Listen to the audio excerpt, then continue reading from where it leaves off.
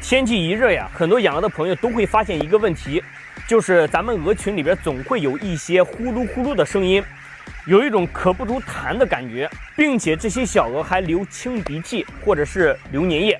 那这到底是怎么回事？该怎么解决？大家好，我是优秀哥啊。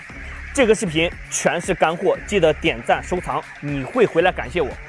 其实这种情况主要就是白天太热，热喘严重才导致的小鹅喘得厉害。小鹅的鼻腔黏膜、气管、喉头这些黏膜就会有一些炎症，或者是有一些机械性的损伤，它就会开始有分泌物。那小鹅的气管喘气呢，带点声音，就会有这种呼噜呼噜的声音。那这种情况该怎么去解决？第一，注意通风；第二，控好温度，这样基本上就不会有什么事了。但是，如果说你能听到咔咔的咳嗽声音，或者是明显的有怪叫的声音，那这就说明小鹅确实已经受凉感冒了，就是所谓的风热感冒。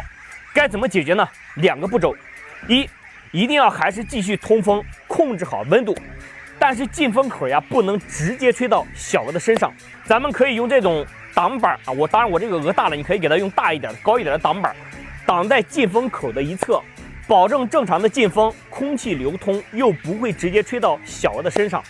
第二，饮水里边给它加上咱们这个新毒抗啊，清热化痰，解决感冒，防止大群蔓延。那这一瓶呢，150克，饮水300斤，每天集中2到3个小时，连续3天就可以。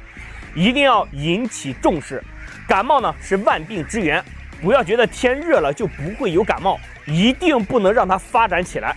好，我把它呀放到咱们屏幕区的左下角小黄车，需要的朋友可以直接下单就行了。好，关注优秀哥养鹅更轻松。